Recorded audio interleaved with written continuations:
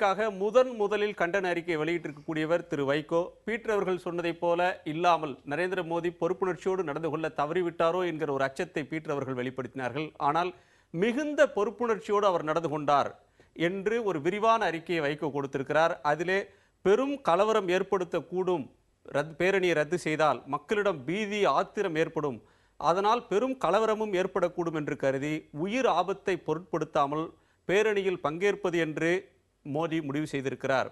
ஆனால் குண்டுவெடிப்பு பற்றி பேசாததன் மூலமாக யாரையும் குற்றம் சாட்டியோ சம்பவத்தை சொல்லாமலோ பேசியது பாராட்டத்தக்க பொறுப்புணர்ச்சி என்று வைகோ சொல்லியிருக்கிறார். உங்கள் கட்சி தான் தமிழ்நாட்டில் முதலாக இந்த அறிக்கையை வெளியிட்ட கட்சி என்று பதிவாகிறது. அந்த வகையில் இந்த சம்பவத்தை நீங்கள் எப்படி பார்க்கிறீர்கள்? அதாவது சரி என்று பட்டால் சார்ந்து நிற்பதும், தவறு என்று சொன்னால் தட்டி கேட்பதும் வைகோ அவர்களுடைய இயல்பு. யாருக்காகவும் வக்காலத்து வாங்குவதற்காக நான் இந்த அறிக்கையினை வைகோ அவர்கள் கொடுக்கவில்லை. இந்த ஒரு நிமிஷம் திரு பீட்டர் குறுக்கிட்டீங்க. அதாவது தம்பி அவர் மறுமலர்ச்சி திராவிட முன்னேற்ற கழகத்தினுடைய தம்பி என்ன எதற்காக பேசுறாருங்கிறது எனக்கு புரியாட்ட கூட இந்த நிகழ்ச்சியை பார்த்துட்டு இருக்க எல்லாருக்கும் புரியும். எனக்கு அவர் சொன்னார் சரி என்று சொன்னால் சார்ந்து நிற்பார், தவறு என்றால் தட்டி கேட்பார்னு. இவர் தான் வாஜ்பாயை கூட்டு சேது கால்வாய் திட்டம் வேணும், அது என்னாலதான் வந்ததுன்னு சொன்னாரு. இப்பொழுது சேது கால்வாய் திட்டத்தை போடக்கூடாதுன்னு சொல்லி வழக்கு போட்டிருக்கிற கட்சியோடு கூட்டணி வைக்கிறதுக்கு முயற்சி பண்றாரு.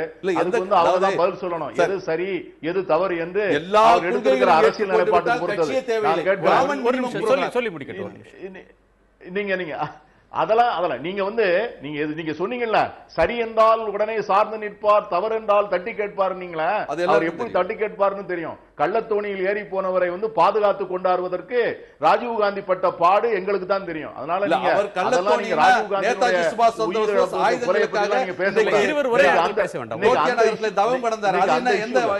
காந்தி ஒரே இஷ்யூ நான் பேசும்போது நான் கேட்ட கேள்வி உள்வாங்கிட்டு பேசு. நான் குண்டு வெடிப்பை நான் ஏற்றுக்கொள்ளவில்லை, வன்முறையை நான் ஏற்றுக்கொள்ளவில்லை. நான் என்ன கேட்கிறேன்னா, இந்த தேசத்தினுடைய பிரதமராக வருவதற்கு தகுதி இருக்கிறது என்று சொல்லுகிறவர் காவல்துறை அதிகாரிகள் சொல்லுகின்ற போது பாதுகாப்பு காரணம் கருதி நீங்கள் ஒரு 45 நிமிடம் காத்திருங்கள் என்று சொன்னால் அதை கூட நான் கேட்க மாட்டேன் என்று சொல்லுகிறவர் இந்த தேசத்தினுடைய பிரதமராக எப்படி இருக்க முடியும்? அதுதான் என்னுடைய கேள்வி. நீங்க அப்ப நான் என்ன சொல்றேன், அவருக்கு நான் ஒரு உதாரணத்துக்கு நான் கேட்கிறேன். நீங்க பொறுப்புணர்ச்சியோடு அறிக்கை விட்டுருக்காரு.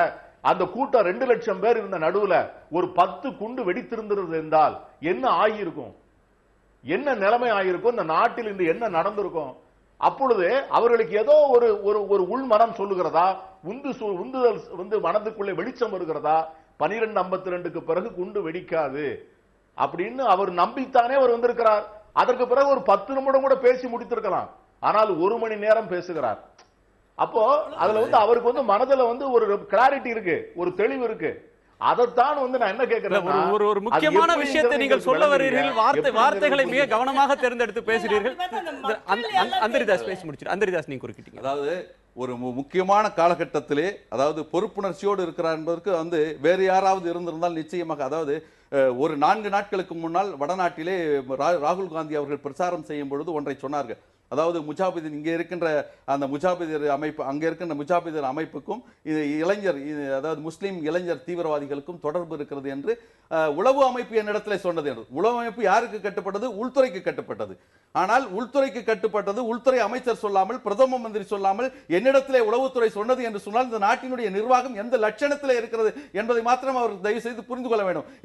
வைகோவை பொறுத்த வரைக்கும் எனக்கு தனிப்பட்ட முறையில் ஒரு சில மரியாதைகள் அவர் மீது உண்டு. அதே நேரத்தில் இப்போ கொடுத்திருக்கக்கூடிய அறிக்கையை குண்டுவெடிப்புக்கு எதிராக கொடுத்திருக்கிறார் என்ற அடிப்படையில் அதை வரவேற்றாலும், மோடியை புகழ்ந்து பேசக்கூடிய அந்த நிலை இருக்கிறத அதை யாராலும் இந்த நாட்டில் இருக்கக்கூடிய பிற்படுத்தப்பட்ட, தாழ்த்தப்பட்ட, ஒடுக்கப்பட்ட மக்களால் ஜீர்ணிக்க முடியாது. ஏன்னு சொன்னால் இந்த மோடி, அதாவது வைகோவை பற்றி இந்த இடத்துல ஆச்சரியப்படலை நான். ஏன்னு சொன்னால் ஏற்கனவே இந்த நிலைப்பாடை எடுத்தவர் தான் அவர். தேசிய ஜனநாயக கூட்டணியில் இருந்தபோது ரத்த கவிச்சின்னு சொல்லுவாங்கல்ல, படுகொலைகள் நடந்த உடனே அந்த ரத்த கவிச்சோடு இருந்த நிலையிலேயே அந்த படுகொலை பற்றி பாராளுமன்றத்தில் விவாதம் வரும்போது இதே வைகோ அவர்கள் காங்கிரஸை குற்றம் சாட்டி பிஜேபி என்கின்ற இந்த நாசகார, இந்த கொடூரமான படுகொலைகளை நடத்திய இந்த மோடியை பாதுகாத்தவர். நான் சொல்லி முடிக்கிறேன்.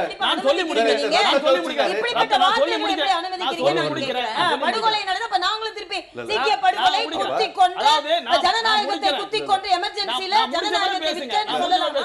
அதாவது அந்த நேரத்திலேயே வார்த்தையில கவனத்தோட இந்த ரத்த கவிழ்ச்சினாலே ஒன்றரை லட்சம் ஈழத்தமிழ் ரத்த கவிழ்ச்சியோடு இருக்கின்ற காங்கிரஸோடு இவர்கள் கூட்டு வைத்துக் கொள்ளலாம். ஆனால் இங்கே ஒரு நிமிடத்துல இந்த நிலையிலேயே அப்போது இந்த படுகொலைகளை நியாயப்படுத்துவதற்காக சீக்கிய படுகொலைகளை முன்னிறுத்தியவர் அண்ணன் ஐயா வைகோ.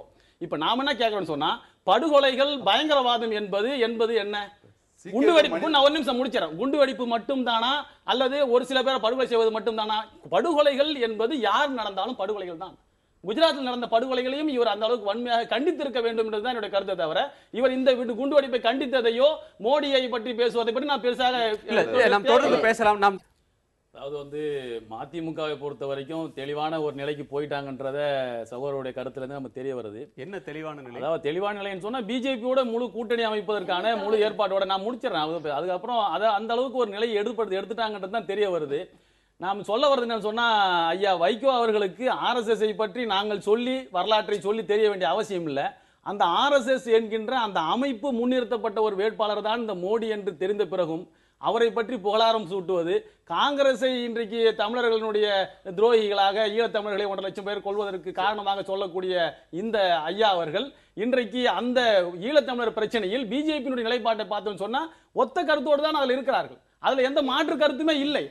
சுஷ்மா ஸ்வராஜ் நேரா போய் அவங்கள மத்திய பிரதேசத்துக்கு அவங்களுடைய சாஞ்சி தொகுதிக்கு அழைச்சிட்டு வந்தாங்க. இதே ஐயா வைகோ தான் நேரா போய் போராட்டம் நடத்தினாரு. அப்போ அவங்களுக்கும் இவங்களுக்கும் பெரிய வித்தியாசம். வைகோ பிரச்சனையை மதிமுக ஈழ பிரச்சனை இன்னொரு தருணத்தில் பேசிக்கொள்ளலாம். இந்த தேர்தல் பிரச்சாரத்தின் போக்கில் மாற்றம் வருமா உங்களுடைய கருத்து? அதாவது மாற்றம் வரணுன்றதுக்காக வேண்டிதான் இந்த செயல்பாடுகள் நடக்கிறது. மாற்றம் வரணுன்றதுக்காக வேண்டிதான் இந்த செயல்பாடையே இந்த நான் முடிச்சறேன். இந்துத்துவ சக்திகள், இந்த சங் பரிவார சக்திகள் இந்த நாட்டில் நான் முடிச்சறேன். நீங்க கருத்தை மாத்தி சொல்லுங்க. அதாவது இந்த நாட்டில் முசாஃபர்பூர் கலவரம் இப்ப நடந்த உடனே உள்துறை அமைச்சர் சொல்கிறார், இன்னும் 11 மாநிலங்களில் இது போன்ற கலவரம் நடக்கிறதுக்கான திட்டமிடல் நடக்கிறது என்று. அது மட்டும் இல்லாமல் டைம்ஸ் ஆஃப் இந்தியா கடந்த மே மாசம் 27ஆம் தேதி சொல்கிறது, சக்தி குறைந்த குண்டுகளை ஆங்காங்கே வெடிக்கை செய்வதற்கான திட்டமிடுதல்கள் இந்த அமைப்பின் கீழே நடந்து கொண்டிருக்கிறது என்ற செய்தியும் டைம்ஸ் ஆஃப் இந்தியா போன்ற பத்திரிகைகள் இன்று வெளியிட்டிருக்கிறது. இதையெல்லாம் நான் முடிச்சிடறேன், நீங்க அப்புறம் கருத்து சொல்லுங்க. ஆக இதையெல்லாம் வைத்து நீங்கள் ஒட்டுமொத்தமாக ஆய்வு செய்து பல கோணங்களை முடிவை எடுத்துட்டு அந்த முடிவை நோக்கி போகாதீங்க, விசாரணை நடத்தாதீங்கன்னு சொல்றேன். பல கோணங்களில் விசாரணை செய்து உண்மை குற்றவாளிகளை தண்டிக்க வேண்டும். இந்த குண்டுவெடிப்புகள் என்பது, கலவரங்கள் என்பது பிஜேபிக்கு எங்கெல்லாம் குண்டு வெடித்ததோ, எங்கெல்லாம் கலவரம் நடந்ததோ அங்கெல்லாம் அவர்கள் ஆட்சிக்கு வந்திருக்கிறார்கள். அதே ருசி கண்ட பூனை இன்றைக்கு இந்த மக்களை வைத்து படுகொலை செய்து அதன் மூலம் ஆட்சியை பிடிப்பதற்கான ஒரு வழிவகை தான் இந்த படுகொலைகள்.